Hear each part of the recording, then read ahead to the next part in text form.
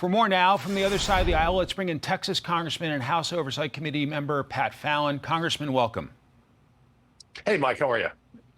Very well, thank you. So Vladimir Putin continues pounding soft targets in Ukraine, including a maternity hospital. What should the U.S. response be?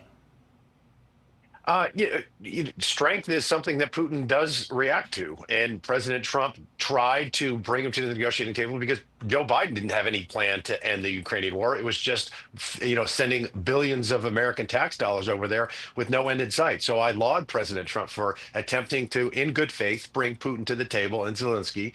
Putin has shown his colors. Unfortunately, he's not ready to do that. And he's trying to get as much territory, I think, in his hands before he goes to the table. He occupies 20% of Ukraine now. So now it's time to show Putin that we mean business. We're going to support Ukraine fully. And we want to, in so doing, we want to end the war. And to do so, we've got to bring Putin to the table. And I think that's the only way to do it. Prime Minister Netanyahu was here this week talking about the Iranian regime leadership. Let's play it. I'll get you to react. These mad ayatollahs who chant death to Israel, death to America, they want to destroy us because then they conquer the Middle East, then they go after you. Well, we were not going to let that happen. How do you assess the Middle East, Congressman? I'm very glad that President Trump acted boldly. The Ayatollahs, I mean, they have been murdering Americans for decades. 600 service members in Iraq are dead because of Iran's actions. And they're the largest state sponsor of terror in the world. Hezbollah, Hamas, the Houthis, they wouldn't exist in their current form if it weren't for Tehran. So for President Trump to say you're not getting a nuclear weapon and taking that decisive action shows them that they're not safe. They can't just hide behind proxies any longer. And to do it in such a way as to hit hard and then retreat and say, we do want peace. But peace has got to be on our terms. And you can't act like a rogue murderer, essentially, any longer. You're on the Oversight Committee. Your chairman, James Comer, is clearly frustrated with former President Biden's Dr. Kevin O'Connor.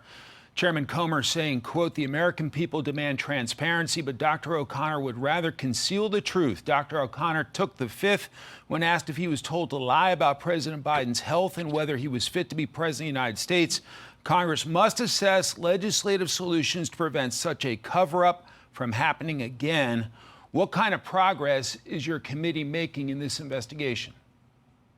No stone will be left unturned, because think about this. This is like a bad sci-fi novel or something. You have the president of the United States not be competent mentally. And there was, I think, this is the greatest cover-up in American history, potentially.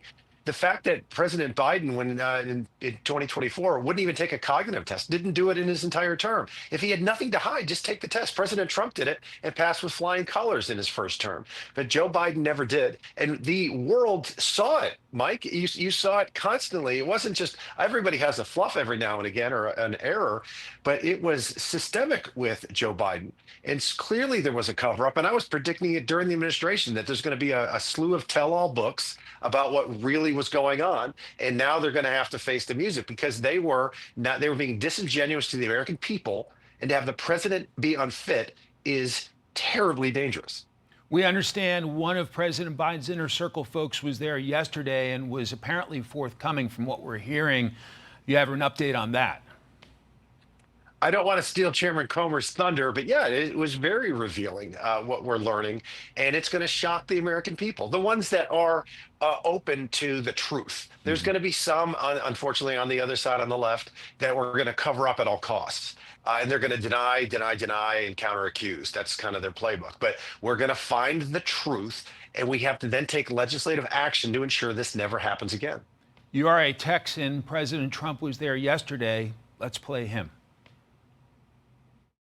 It's hard to believe the devastation. Trees that are 100 years old just ripped out of the ground.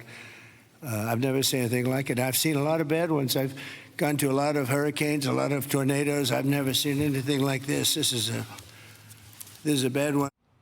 What did it mean having him there, and where are you a week after this disaster? It meant so much to the people of Kirk County and Texas and Texans across the state. Because this is something, I mean, Mike, that river rose 26 feet in 45 minutes. We haven't ever seen anything like that before. And we lost over 100 souls But what we need to also recognize is we saved 1,000 people. 1,000 people were saved because of the actions of the state, Governor Abbott and what President Trump did, immediately using all federal resources to be at hand, working, in creating really synergy with the state of Texas and Governor Abbott.